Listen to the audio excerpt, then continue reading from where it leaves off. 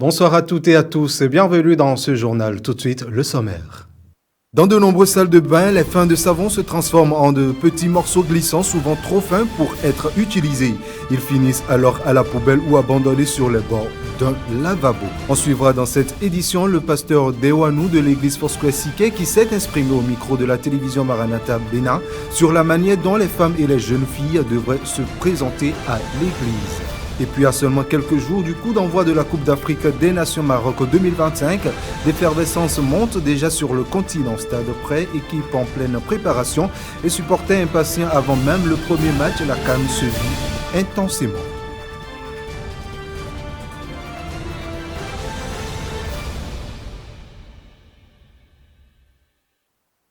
Car vous êtes tous fils de Dieu par la foi en Jésus-Christ. Galates 3, verset 26 à nouveau. Bonsoir. Dans l'épître de Paul aux Philippiens 4, les versets 11 et 12, l'apôtre évoque l'apprentissage du contentement, quelles que soient les circonstances de la vie. Pourtant, aujourd'hui, nombreux sont ceux qui se comparent aux autres et nourrissent un désir permanent de tout posséder. Face à cette réalité, le révérend Georges Abéhémon, surintendant de l'église du témoignage du Christ, invite les fidèles à recouvrir ou à retrouver bien évidemment la valeur du contentement. Retrouvez-le dans cet extrait que je vous invite à suivre. Dans le livre de Proverbes, Proverbes chapitre 15, je vais lire le verset 16 qui dit ceci. Mieux vaut peu avec la crainte de l'Éternel qu'un grand trésor avec le trouble. En tant qu'enfant de Dieu, aujourd'hui, la leçon que Dieu veut que nous tirons, c'est que ce que Dieu nous donne, que cela nous suffise. Les problèmes auxquels les gens sont confrontés aujourd'hui, c'est qu'il y a la convoitise, la cupidité, au point où une seule personne veut avoir tout à la fois. Mais pour les hommes qui sont nés de nouveau, pour ceux-là qui connaissent le Seigneur Jésus-Christ, Dieu nous demande d'avoir le contentement. Quand vous voyez des enfants de Dieu qui brutalement, on ne sait pas quelle mouche les pique et ils se glissent, par exemple, dans la polygamie, c'est le contentement qui a manqué. C'est le contentement qui a manqué. Avec les réseaux sociaux, aussi les WhatsApp. Si vous ne vous méfiez pas, vous allez mettre votre argent dedans pour dire que vous voulez avoir beaucoup d'argent. Et ça va emporter tout ce que vous avez aujourd'hui. Des trucs pour lesquels vous n'avez pas travaillé, on vous dit de mettre de l'argent dedans, vous allez avoir beaucoup d'argent. Et ça fait, au plus un an, ça pète et les gens perdent leur argent. Chaque enfant de Dieu doit apprendre comment avoir le contentement dans toutes choses. Les conventions rassemblent chaque année des milliers de fidèles venus de diverses localités. Mais au-delà du caractère spirituel, ces grands rassemblements constituent aussi de véritables opportunités économiques. Sur le site, les vendeurs s'activent pour tirer profit de l'affluence exceptionnelle. Immersion donc dans ce marché à ciel ouvert de la 33e Sainte Convention annuelle de l'Église apostolique du Bénin avec Félicité Botan et Cyril Abou. À chaque grande convention, l'affluence transforme les abords du site en un vaste marché. De nombreux vendeurs s'installent à ciel ouvert ou sous des stands, d'autres ambulants proposant restauration, eau, livres et divers articles. Pour beaucoup, ces quelques jours représentent une occasion rare d'augmenter leurs revenus grâce à la forte concentration des participants.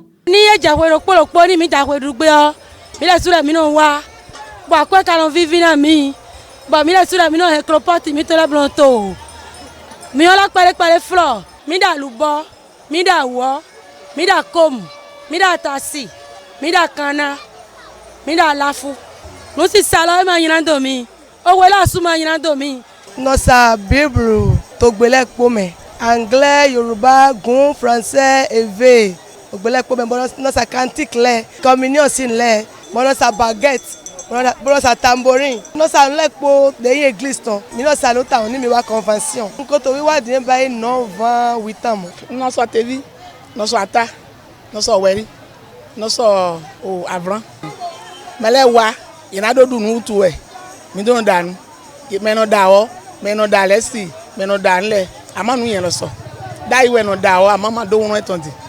On a disposé un moyen de rechargement, de charger les téléphones, parce qu'on aurait besoin des téléphones au cours de la convention pour enregistrer les choses et autres. Et quand ça se décharge, s'il n'y a pas un point pour recharger ces téléphones, on ne pourrait pas enregistrer les enseignements, les prophéties et tout ce qui se passe, on ne pourrait pas. Et aussi, on ne peut pas rejoindre ses amis, ses parents, ceux qui ne sont pas dans la convention. Notre manière de charger les téléphones aide les gens à ne pas être en nos zones. Notre présence ici les aide à être satisfaits tout comme s'ils sont chez eux. C'est à 50 francs seulement que nous rechargeons. À la fin de la convention, les stands se démontent. Mais pour les commerçants, ces quelques jours restent immenses et précieux, laissant souvent un impact économique durable. Le pasteur Christophe Dewanon de l'église Foursquare Siquet s'est exprimé au micro de la télévision Maranatha Bénin sur la manière dont les femmes et les jeunes filles devraient se présenter à l'église entre recommandations bibliques et réalité sociale. Il précise également la position de l'église et appelle à un équilibre entre décence et compréhension. Dans Deutéronome chapitre 22, verset 5, la Bible dit: une femme ne portera pas des habits d'homme, ni un homme des vêtements féminins, car l'Éternel a en abomination ceux qui agissent ainsi. Et 1 Corinthiens chapitre 6, verset 19 nous dit ceci: ou bien encore, ignorez-vous que votre corps est le temple même du Saint-Esprit qui vous a été donné par Dieu et qui maintenant demeure en vous. Vous ne vous appartenez donc pas à vous-même. Donc, suivant ces deux passages, nous pouvons dire que Dieu nous conseille ou est intéressé sur notre habillement.